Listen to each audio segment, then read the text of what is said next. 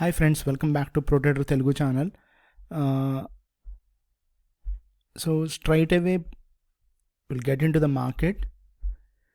So last almost like ProTrader Telugu channel lo videos chesi 90 days roughly 90 to 100 days అవుతున్నట్టుంది. So 3 months పైన అయిపోయింది. So ఈ 3 monthsలో చాలా మార్కెట్లో అయితే క్రాష్ అని చెప్పలేం, కానీ ప్రాపర్ కరెక్షన్ అనేది రావడం జరిగింది ఫ్రెండ్స్. అండ్ ఒక్కసారి బ్యాంక్ నిఫ్టీ వ్యూ చూసి సో తర్వాత డీటెయిల్ వీడియోలోకి సో నేను రేపటి నుంచి ProTrader తెలుగు ఛానల్లో అయితే పోస్ట్ చేస్తాను. సో ఇవాళకైతే so I just want to start again. So ఇక్కడ పెద్ద బాధపడాల్సిన విషయం కానీ లేకపోతే ఏదో కంగారు పడాల్సిన విషయం అయితే ఏమీ లేదు. అంతకుముందు చేస్తున్నప్పుడు వీడియోస్ నేను చాలాసార్లు చెప్పడం జరిగింది కూడా ఈ ఛానల్లో. సో ఇలాంటి ఒక ఫేజ్ అనేది ఇక్కడ రావడం జరుగుతుంది అంతే. ఓకే, సో మళ్ళీ మార్కెట్ అనేది ఎప్పుడైతే ఈ హై అనేది తీస్తాడో ఇంకా అక్కడి నుంచి ఇలాంటి ఒక బుల్ మార్కెట్ అనేది మళ్ళీ అప్ ఫేజ్ అనేది కంటిన్యూ అవుతుంది. మధ్యలో ఇలాంటి కరెక్షన్ కామన్. సో ఈ కరెక్షన్ అనేది ఇంకొంచెం డీప్గా కూడా వస్తుంది. అది ఇక్కడ దాకా ఆగిపోతుంది అనేది ఎవరైనా చెప్పలేం. ఇంకా వీక్గా అనిపిస్తే అంటే ఇంకొంచెం ప్రైసెస్ అన్నీ డిస్కౌంట్ అవ్వాలనుకుంటే 20,500 వరకు కూడా వెళ్తాడనమాట. Okay friends, and so mostly ఇదే సపోర్టు ఇదే బాటమ్ అనేది మట్టికి సో అది చెప్పడం కూడా అమాయకత్వం. యాక్చువల్గా మార్కెట్లో ఎవరన్నా ఒక ప్రాపర్ సైకిల్ కనుక చూస్తే వాళ్ళు ఎవరు కూడా అలా మాట్లాడరు. కాకపోతే ఒక్కటే గుర్తుపెట్టుకోవాలి ఏంటంటే ఇలాంటి ఫేజెస్లో ఒక స్టాక్ 100 రూపీస్ ఉన్నది అంటే ఫండమెంటల్గా స్ట్రాంగ్గా ఉన్నది, కరెంట్ మార్కెట్లో బిజినెస్ బాగున్న స్టాక్ ఏదైతే ఉంటుందో అది ఇర్రెస్పెక్టివ్ ఆఫ్ ఇట్స్ క్యాపబిలిటీ, అది లార్జ్ క్యాప్ అవ్వచ్చు, మిడ్ క్యాప్ అవ్వచ్చు, స్మాల్ క్యాప్ అవ్వచ్చు, doesn't matter. Okay, company fundamentals బాగుండి, కంపెనీ బోర్డ్ బాగుండి, రీసెంట్గా రెసిగ్నేషన్స్ లేకుండా, వాళ్ళ ఆర్డర్ బుక్ బాగుండి, అట్లీస్ట్ ఫుల్ఫిల్ చేసినవి ఉంటాయి అంటే పిఈ కానీ ఆర్ఓసిఈ చూస్తే తెలిసిపోతుంది. అలాగే వాళ్ళ యొక్క నెక్స్ట్ అట్లీస్ట్ 1-2 years ఎలా ఉందో చూస్తే మనకు తెలిసిపోద్ది అనమాట క్లియర్గా. వాళ్ళ ప్రపోజిషన్స్ ఎలా ఉన్నాయి, వాళ్ళ బోర్డ్ మీటింగ్స్ ఎలా జరుగుతున్నాయి, రీసెంట్గా వాళ్ళకి ఏమన్నా కొత్తగా ఎక్విజిషన్స్ కానీ లేకపోతే ఏదైనా కొత్త సర్వీసెస్ కానీ ప్రొడక్ట్స్ కానీ తీసుకొస్తున్నారా మార్కెట్లోకి అనేది ఆ కంపెనీ చూసి ఆ 100 రూపీస్ ఉన్న స్టాక్ ఫర్ ఎగ్జాంపుల్కి చెప్తున్నాను అంతే, ఎగ్జాంపుల్కి ఈ 2020 కోవిడ్ తర్వాత ఈ 100 ఉన్న స్టాక్ 400 అయింది ఫ్రెండ్స్. ఓకే, 400 రూపీస్ అయింది. ఓకే, ఇది చాలా వాటిల్లో జరిగినాయి. And at least say something like 400. ఈ 400 నుంచి ఇప్పుడు మార్కెట్లో 200కి వచ్చింది స్టాక్స్ అన్నీ కూడా. ఇలాగా మోస్ట్ ఆఫ్ ద స్టాక్స్, నేను చెప్పేది most of the stocks at least 80% stocks ఇలా వచ్చేసినాయి. ఓకే, కోవిడ్ తర్వాత ప్రాపర్ కరెక్షన్ జరిగింది. బ్యాంక్ నిఫ్టీ కనబడట్లేదు కానీ కరెక్షన్లో స్టాక్స్ మట్టికి కిందకి రావడం జరిగింది. 2024 జాన్ నుంచి కనుక స్టాక్స్ మీరు కనుక ఒక్కసారి మీరు Nifty 50, Nifty next 50, mid cap 150 కనుక చూస్తే మీకు క్లియర్ కట్గా తెలిసిపోతుంది every stock. Okay, 80% of the stocks ఇలాగా రావడం జరిగింది. సో ఇప్పుడు ఏంటి మనకి ఇక్కడి నుంచి ఇక్కడికి ప్రీమియం కదా, ప్రీమియం పెరిగింది. 400లో కొన్నోళ్ళు అందరూ బలైపోయారు. వాళ్ళు 800 ఎప్పుడవుద్దా అని చూస్తూ ఉంటారు. అది అవడం అనేది నేనేం చెప్పలేను, ఒకవేళ అవ్వచ్చు అవ్వకపోవచ్చు. ఓకే, సో మోస్ట్లీ 50% ఛాన్సెస్ ఉంటాయి. బట్ 200 నుంచి ఇంకొక కరెక్షన్లో కనుక ఇది ఎక్స్టెండ్ అయితే నేను ఇంకా మన కరెక్షన్ ఇక్కడ ఉంది, ఇంకా ఈ బిట్ కరెక్షన్ ఉంది. ఓకే, సో మోస్ట్లీ అది నేనైతే స్లోగా అన్నా సరే అట్లీస్ట్ అందులో 50% అయినా వస్తాడు అనుకుంటున్నాను. 22,500 క్లియర్ కట్గా పెట్టేస్తారని అందరికీ తెలుసు. బట్ దాని కిందకు కూడా వస్తాడేమో అనేది నా ఫీలింగ్. హోప్ఫుల్లీ వస్తే మంచిది మాట. ఇంకా అంటే కరెక్ట్ బాటమ్ అనేది ఉంటుంది. లేదు అంటే మళ్ళీ అది ఇంకొకసారి కూడా బౌన్స్ బ్యాక్ అయిన తర్వాత మళ్ళీ కిందకి రావడం జరుగుతుంది. అలాంటప్పుడు ఈ 200 రూపీస్ ఉన్న స్టాక్ మళ్ళీ 100 రూపీస్కి వస్తుంది అనమాట. ఓకేనా. సో చాలామంది, నేను ఒక ఎగ్జాంపుల్ చెప్తాను ఫ్రెండ్స్. ఓకే, సో మార్కెట్లో చాలామంది, so I don't want to criticise anyone, or అసలు అనవసరం కూడా అది టాపిక్. సో ఫోమో అనే ఫ్యాక్టర్ ద్వారా చాలామంది క్యాష్ చేసుకున్నారు అంటే టిప్స్ ఇచ్చి, అలా అడ్వైజరీ ఇచ్చి, డైరెక్ట్ టీవీ ఛానల్స్లో నేను చెప్పేది, చిన్న పిల్లల గురించి కాదు మాట్లాడేది, ఇన్స్టాగ్రామ్ యూట్యూబ్లో గురించి కాదు, డైరెక్ట్ టీవీ ఛానల్స్లోనే, ఓకే, బ్రాడ్కాస్టింగ్లోనే చేస్తారు. సో 1000 ఉన్న స్టాక్ 2000కి వెళ్ళినప్పుడు జనరల్గా ఎవరైనా ఏం చేస్తారు, 100% రిటర్న్ వచ్చింది కదా. సో దాని నుంచి మళ్ళీ 2000 నుంచి 4000 అయింది. ఇక్కడ ఏం పెద్ద గొప్ప విషయం ఏం కాదు, యాక్చువల్గా డబుల్ అయింది అంతే. ఓకేనా.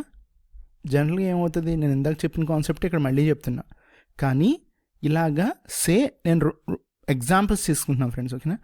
కోఫోర్స్ అని, పెర్సిస్టెంట్ అని, నెట్ వెబ్ అని, అండ్ ట్రెంట్ అని, నెక్స్ట్ డెక్సన్ అని, ఇలాగా చాలా స్టాక్స్.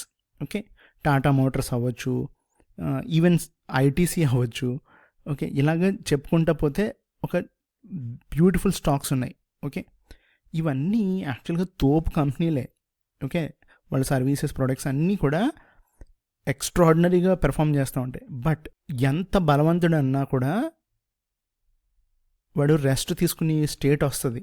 ఓకే, సో ఒక 3 months కంటిన్యూస్గా వర్క్ చేసినప్పుడు ఒక హాలిడే బ్రేక్ అనేది తీసుకుంటాం జనరల్గా. అంటే ఫుల్ వర్క్ చేసి ఉంటే, 90 days వర్క్ చేసి ఉంటే, అట్లీస్ట్ వన్ వీక్ అంటే ఒక 7 days వాడికి ఒక ట్రిప్ లాంటిదో, ఒక నేటివ్ ప్లేస్కి వెళ్ళటమో, సంథింగ్, ఒక రెస్ట్ తీసుకుంటాడు. ఓకే, ఆ క్వశ్చన్ పీరియడ్ ఉంటుంది, అదే కరెక్షన్ ఫేజ్. అది స్టాక్లో రావచ్చు, ఇండెక్స్లో రావచ్చు, బాండ్స్లో రావచ్చు, ఐఎన్ఆర్లో రావచ్చు, ఈవెన్ గవర్నమెంట్లో రావచ్చు, ఎక్కడన్నా కూడా అలాంటిది ఒక something like a rest period అనవచ్చు. ఓకే, మార్కెట్లో కరెక్షన్ అంటాం, వేరే చోట గవర్నమెంట్స్లో అయితే షట్ డౌన్ అంటాం, what not, everything is possible there. ఇలాంటప్పుడు యాంకర్స్ అందరూ ఏం చేశారంటే, ఈ 4000 దగ్గర జనరల్గా ఫోమో క్రియేట్ చేసి ప్రతి స్టాక్ని కూడా పిఈ అనేది 2 years అంటే 2026 జూన్లో ఉండాల్సిన ప్రైస్, సే ఫర్ ఎగ్జాంపుల్ ఇప్పుడు ఇంకా ఎంత కదా, నేను మామూలుగా చెప్తున్నా, జూన్లో ఉండాల్సిన ప్రైస్ కాస్త మనకి 2024 ఎండింగ్లో పెట్టారు, 2024 జూన్లో పెట్టారు, కొన్ని స్టాక్స్లో 2024 సెప్టెంబర్లో పెట్టారు. సో ఈ ప్రైస్ ఆ పర్టికులర్ స్టాక్లో 2026 ఉండాల్సిన ప్రైస్ అంటే ఆ స్టాక్ ఏమవుతుంది, ఇలా వెళ్ళింది కదా, ఇక్కడ కొనిపించారు. ఇప్పుడు ఏమవుద్ది, ఆడ బుక్ వాల్యూ అలాగే ఉంటుంది, ఆ డెలివరబుల్స్ అలాగే ఉంటాయి, కానీ రిటర్న్ లేదు. అంటే ప్రొజెక్టెడ్ రిటర్న్ని ముందే క్యాష్ చేసేసుకున్నారు ఎవరు, ఇన్వెస్టర్స్ అవ్వచ్చు, ఎఫ్ఐఎస్ అవ్వచ్చు, what not, so called smart people. So market, ఆ స్టాక్ ఏమవుతుంది, ఇలాగే ఉంటుంది కదా. సో అది రీబౌండ్ అయ్యి మళ్ళీ ఈ ఫేజ్కి వచ్చేటప్పటికి ఇక్కడ 2026 జూన్ అవుతుంది. సో ఈ పీరియడ్లో ఫర్ ఎగ్జాంపుల్ ఎంటర్ అయిన వాళ్ళు ఎవరు, last catchers, retailers.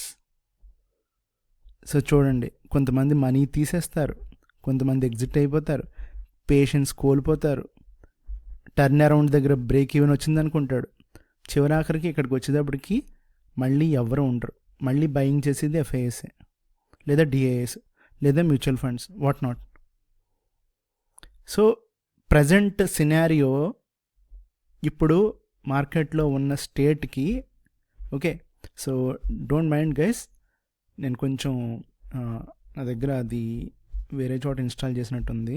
So just like one స్టేట్మెంట్లో చెప్పాలంటే, ఎప్పటి నుంచి, ఓకే, ఈ జాన్ నుంచి ఫిబ్ ఎండింగ్ లోపు లేదా మార్చ్ ఎండింగ్ లోపు అనుకుందాం, నెక్స్ట్ 2 months కనుక ఏ కరెక్షన్ అయితే మనం చూస్తామో, ఈ కరెక్షన్లో పడిన స్టాక్స్ ఉంటాయి. ఓకే, ఈ ఇండెక్స్ని వదిలేయండి, స్టాక్స్ ఉంటాయి, అవి లాస్ట్ 10, 15, 20% పడతాయి అన్నమాట స్టాక్స్ అన్నీ కూడా.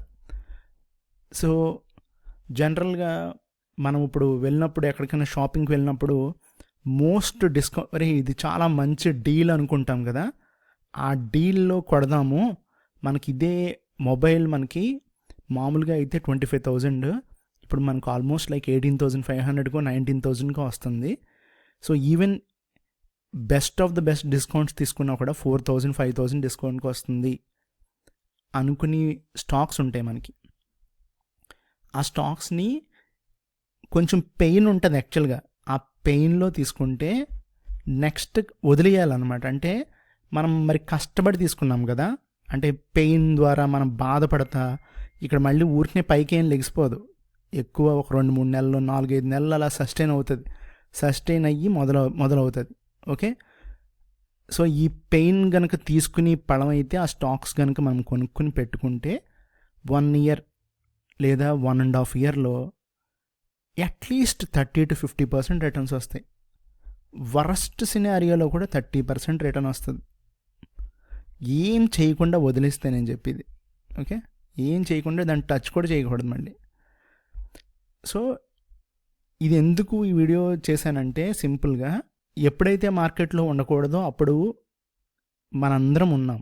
ఓకే, సో మనం పార్టిసిపేట్ చేసాం, బట్ ఉండాల్సిన టైంలో క్యాష్ క్రంచ్ రావడం వల్ల, క్యాష్ లేకపోవడం వల్ల ఒక స్టాక్స్ ఆ బ్రేక్ ఈవెన్కి, ఆ ఫెయిర్ వాల్యూ ప్రైస్కి వచ్చినప్పుడు, ఆ డిస్కౌంటెడ్ ప్రైస్కి వచ్చినప్పుడు ఎవరైతే కొంటారో ఎఫ్ఐఎస్ డిఐఎస్ కొంటారు, లేదా క్యాష్ రిజర్వ్స్ ఉన్న మ్యూచువల్ ఫండ్స్ కంపెనీస్ గ్రూప్స్ కొంటాయి. అలాంటి టైంలో మనం షాపింగ్ చేయాల్సిన టైంలో మనం అవాయిడ్ చేస్తాం అనమాట. ఇప్పుడు అదే టైం, మళ్ళీ రిపీట్ చేస్తున్నాను, March-లో 10-20% ఇంకా ఏమన్నా స్టాక్స్ పడితే ఆ వాల్యూస్ మళ్ళీ మనకు రావడానికి చాలా టైం పడుతుంది. ఎందుకంటే majority of the stocks, majority of 50-40, కొన్ని స్టాక్స్ అయితే ఇంకా మోర్ దెన్ 60% కూడా కరెక్ట్ అయినవి ఉన్నాయి. ఓకే, సో ఒకటి గుర్తుపెట్టుకోండి, ఎలా అయితే పెరిగిందో అలాగే పడుతుంది, ఎలా అయితే పడిందో మళ్ళీ అలాగే పెరుగుతుంది. Okay, so that is market. మళ్ళీ చెప్తున్నా. ఓకే, సో పడినప్పుడు పెయిన్ తీసుకోగలిగితే మళ్ళీ పెరుగుతున్నప్పుడు బుక్ చేసుకోకూడదు, వదిలేయాలి. Let it run for very good profits. Okay friends, and ఈ వీడియో ఖచ్చితంగా లాంగ్ టర్మ్ ఇన్వెస్టర్స్ కోసం ఖచ్చితంగా ఉపయోగపడుతుందని నా ఉద్దేశం ఫ్రెండ్స్. Okay, thank you.